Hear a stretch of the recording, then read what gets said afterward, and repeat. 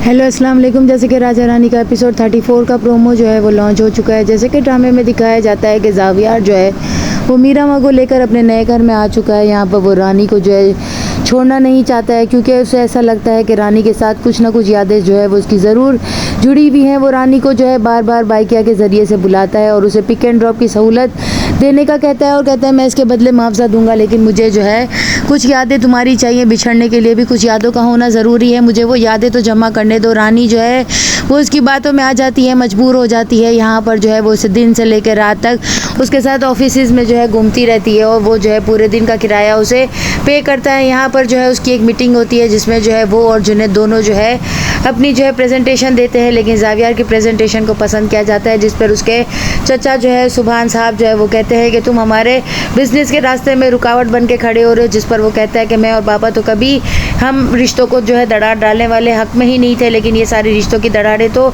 आप लोगों ने ही पैदा की हैं और रुकावटें भी आप लोगों ने ही पैदा की हैं। जुनैद और उसके वालिद एक दूसरे का मुंह देखते रह जाते हैं और ज़ावियार बाहर निकल जाता है। वो रानी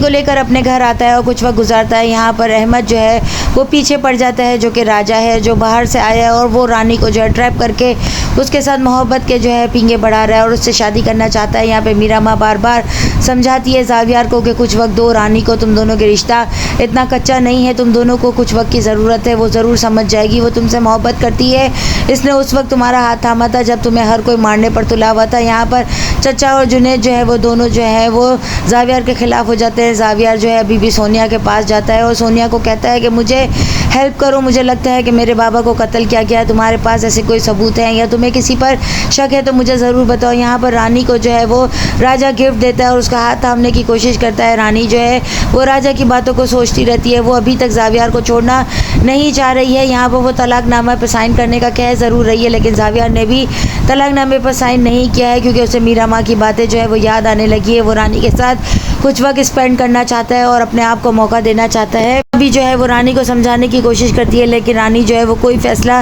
नहीं कर पा रही। वो बार बार यही सोचती है कि शायद राजा ही उसके हक में बेहतर है। यहाँ पर ज़ावियार जो है फिर से उसे कॉल करता है और उसके साथ मिलने की बात करता है, जिस पर रानी उसे मना कर देती है। वो ज़िद आकर कहता है तो उसकी छोटी बहन के कहने पर वो मान जाती है और उसे लेकर जाती है। वो मीटिंग में जाता है और अपने दोस्त से उसका तारुफ करवाते हुए कहता है कि मेरी बीवी है। फिर वो इसे ज्वेलर के पास लेके जाएगा और उसे ब्रेसलेट गिफ्ट में देगा और कहेगा कि मेरी शादी जिस वक्त तुमसे हुई थी ना मैंने तुम्हें कोई हक महर दिया, ना ही तुम्हें कोई मुंह दिखाई दी।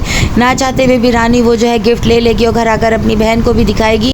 वापसी में वो जो है इसे अपने घर लेके जाएगा और चाय पीने की ऑफ़र करेगा। रानी कुछ देर के लिए जब बैठ जाएगी तो वो खुद अपने हाथों से चाय बनाकर पिलाएगा। यहाँ पर अहमद जो है वो उसको ढूंढते हुए उसकी छोटी बहन से पूछकर जो है वो राजा के घर पहुँच जाएगा और ज़ावियार से कहेगा कि मैं रानी को लेने के लिए आया, और जिस पर वो कहता है कि ये भी चाय पिएगी, इसके बाद मैं इसे छोड़ दूँगा। जिस पर वो कहता है नहीं ऐसा नहीं होगा, मैं इसे अभी लेके जाऊँगा, ये तुम्हारे एक्स हस्बैंड होने वाले हैं, जब एक्स हस्बैंड हो जाएंगे तो हम फिर चाय पीने के लिए तुम्हारे घर आएंगे। रानी चुपचाप राजा के साथ चली जाती है। ज़ावियार जो है वो देखता रह जाता है, लेकिन ज़ावियार हक जताना नहीं भूलता कि ये अभी भी मेरे निकाह में है और मेरी बीवी है, मैं खुद उसे छोड़ कर आऊँगा नेक्स्ट एपिसोड में। और क्या होता है चैनल के साथ बने रहें, लाइक करें, शेयर करें और सब्सक्राइब करें।